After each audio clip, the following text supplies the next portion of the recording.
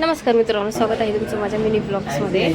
मी आता सकाळी मीटिंग वगैरे करून आज घरी लवकर आले मीटिंग करून फक्त, कारण घरी मला पाणी नव्हतं. त्यासाठी येऊन जरा बसले की खाली असं धपकोने आवाज आला. मला वाटलं ते माझे बाजूचे आहेत ना ते हे करतात, शिफ्टिंग करतायत, म्हणून ते काहीतरी पडलं असं म्हणून खाली बघायला गेलं तर काय हे बिचाऱ्या भैयाचं जे इडली वडे घेऊन येतो ना, त्याचं सगळं जे इडली वडे चटणी सांबार जे आहे ना ते सगळं सांडलं.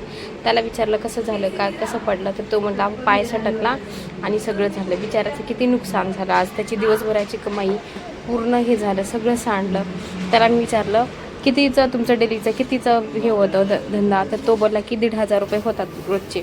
तो म्हणता कर किस्मत खराब आहे, अब क्या करे. मी म्हणलं भैया असं कसं हो, जरा बघून चालायचं.